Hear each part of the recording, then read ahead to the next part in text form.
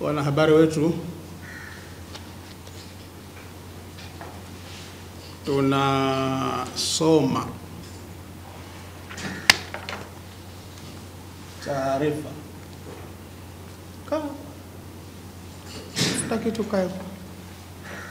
tunasoma maazimio ambayo jana wanazuoni wa East Africa na wakilishi wa mufti na mufti wa Kenya Sheikh Mshala Khamis Mshali na mwakilishi wa mufti wa Tanzania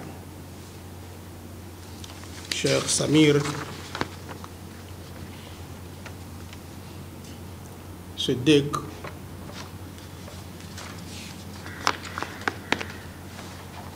tunashirikiana kusoma yale maazimio ambayo tuliamua na scholars wengine jana hapa. Maazimio haya yatasomwa na viongozi watatu: Maulana Mufti wa Kenya Sheikh Mshala Khamis Mshali chini ya Baraza Kuu la Ushauri Kenya KEMNAK, na Maulana Siddiqi mwakilishi wa Tanzania atasoma na mimi rais wa Baraza Kuu la Ushauri wa Islamu Kenya. Bismillahirrahmanirrahim. Tokeo ya makubaliano katika kongamano la kifikihi la wanazuoni wa Kiislamu la siku moja lililojadili mwandamo wa mwezi wa Ramadhani na Arafa katika Al-Yusra Palm Tree Hotel mjini Mombasa, Kenya.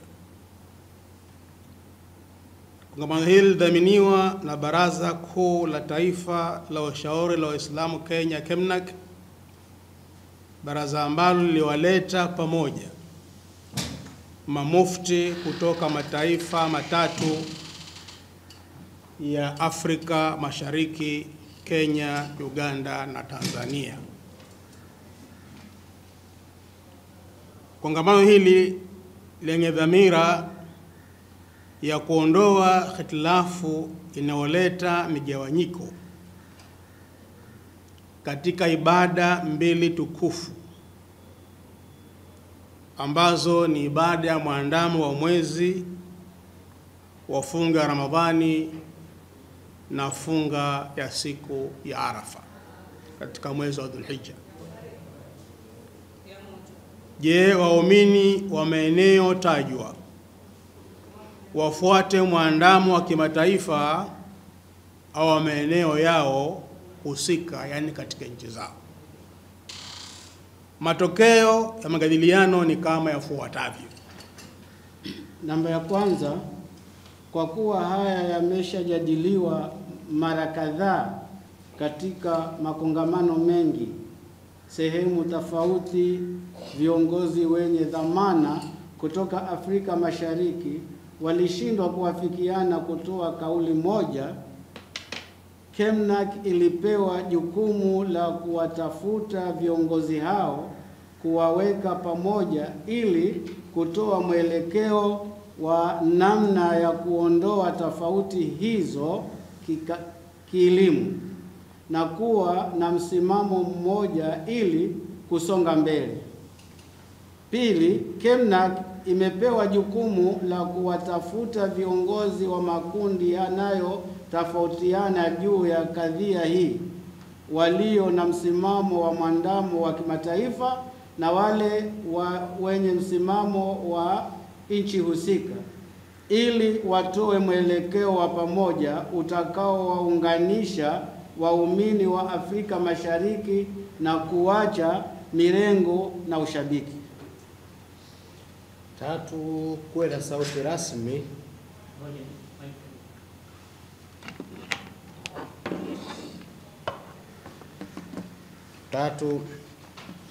kuwe na sauti rasmi ya utangazaji wa mwandamo wa mwezi, na si kila mtu imamu, mwalimu au yoyote, bali mufti au kadhi mkuu aliyepewa majukumu ya kutangaza.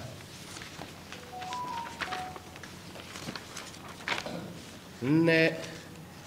KEMNAK baada ya kukutana na viongozi hao itafute mbinu ya kutengenezwa sheria, kanuni na kuwasiliana na mamlaka za kiserikali za mawasiliano CAK na TCRA, CAK ya Kenya na TCRA ya Tanzania, kudhibiti vyombo au vyanzo visivyo rasmi vinavyotangaza, ikiwemo kuwachukulia hatua, kuwaonya, kuwaadhibu pamoja na kuwatoza faini na hata kuwafungia vyombo hivyo vinavyokinzana na waliopewa jukumu hilo.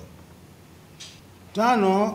KEMNAK itafute fedha kuwatafuta na kukutanisha watunga sheria wabunge katika nchi zetu za East Africa na mawakili Waislamu waelezwe umuhimu wa kanuni za urasimishaji wa ofisi ya mufti Kenya na kadhi mkuu, kumpa nguvu kama walivyo nchi za jumuiya kuwa na sauti, mamlaka ya utangazaji mwandamo wa mwezi, kuwa msemaji rasmi, msemaji wa waumini Kenya na mataifa yetu ya East Africa.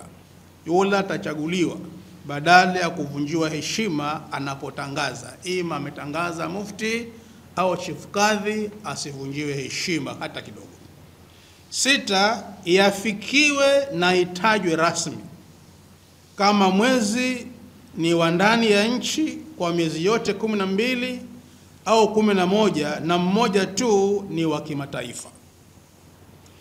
Imeafikiwa kwa pamoja na wanavyuoni wasomi katika mkahawa Al-Usra Palm Tree Hotel Mombasa, Kenya, na kutiwa saini kwa niaba yao leo tarehe 12 Disemba mwaka 2025. Waliosaini hapa na watakaosaini ni Sheikh Samir Siddiq akimwakilisha mufti na Sheikh mkuu wa Tanzania Sheikh Zubair, Sheikh Juma Ngao, Rais Baraza la Taifa la Ushauri la Uislamu Kenya KEMNAK, Sheikh Mshali Hamisi Mshali, Mufti mkuu wa Kenya chini ya Baraza Kuu la Ushauri KEMNAK, Sayyid Ahmad M. Al-Hussein, kadhi mstaafu wa Kenya, Sheikh Badi Ivwa, mwanachuoni naibu mufti Lamu wa KEMNAK, na Sheikh Muhammad Sharif Tantawi, mwanachuoni mkuu kutoka Lamu, Kenya. Haya ni makubaliano ya pamoja yaliyozungumzwa na kujadiliwa na wanazuoni, na inshallah Mwenyezi Mungu atie taufiki. Leta dua. Bismillahirrahmanirrahim. Jana kadhi mstaafu aliyazungumza haya maneno wazi wazi.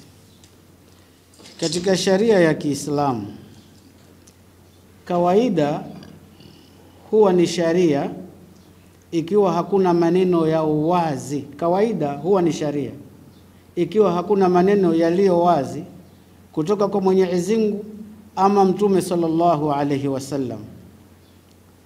Hii yani ni urfu, customary issues. Ni kwamba hakuna mahali Mtume amesema wala Mwenyezi Mungu, lakini watu wamezoea hivyo. Kwa hivyo kuhusu kadhi na kadhi mkuu na makadhi, hamna sharia mpaka dakika hii yenye kusema kwamba yeye ndiye msemaji wa Waislamu ndani ya Kenya.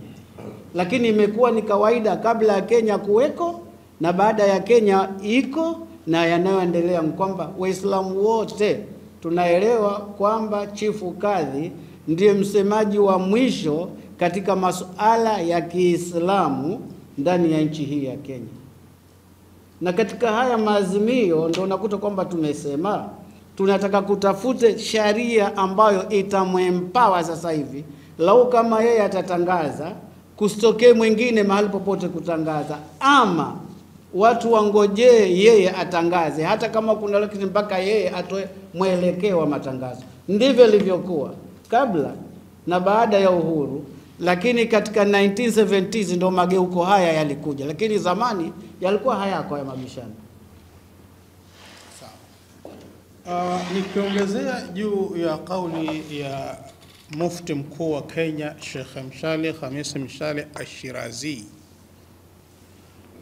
ni kwamba wakati mimi nilikuwa naibu mwenyekiti wa kitaifa wa Baraza Kuu la Waislamu Kenya, SUPKEM, Supreme Council of Kenya Muslims, nimekuwa naibu mwenyekiti wa mkoa huo wa Pwani kwa miaka 12. Tuliita maulama wa nchi nzima chini ya mwenyekiti wetu by then Professor Abdul Ghafur Al-Busaidi, na tukapitisha na maulama wa vyama vyote kwamba chief kadhi wa Kenya ndiye mwenye mamlaka ya kutangaza mwezi. Ilikuwa ni fatwa ya maulama wa Kenya nzima na vyama vyote. So chief kadhi akitangaza mwezi leo au kesho, anatangaza kwa sababu kuna fatwa ilipitishwa na wanazuoni wote wa nchi, vyama vyote chini ya Baraza Kuu la Waislamu Kenya SUPKEM. Wakati huo nafikiri miaka 25 nyuma iliyopita, mimi nilikuwa ndiye nasimamia mkoa wa Pwani kama naibu mwenyekiti wa Baraza Kuu la Waislamu Kenya. Kwa hivyo mtu yoyote akitangaza mwezi kinyume na chief kadhi, huyo mtu hakuna fatwa ambayo imempa mamlaka hayo, anakwenda kinyume na maamuzi ya Waislamu wa nchi nzima. Lakini kwa sasa hakuna sheria ya kikatiba, there is no act of parliament which is protecting the chief kadhi.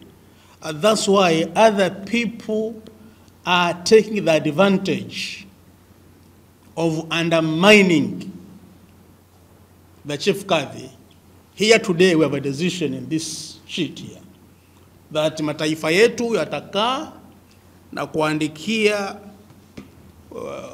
wizara husika na kushika wabunge wa Islamu wapeleke motion bunge kwamba kuna act of parliament itakayomlinda chief kadhi au mufti wa taifa lolote, kwamba akitangaza mwezi mwingine akaenda kinyume na huyo ashtakiwa apigwe faini.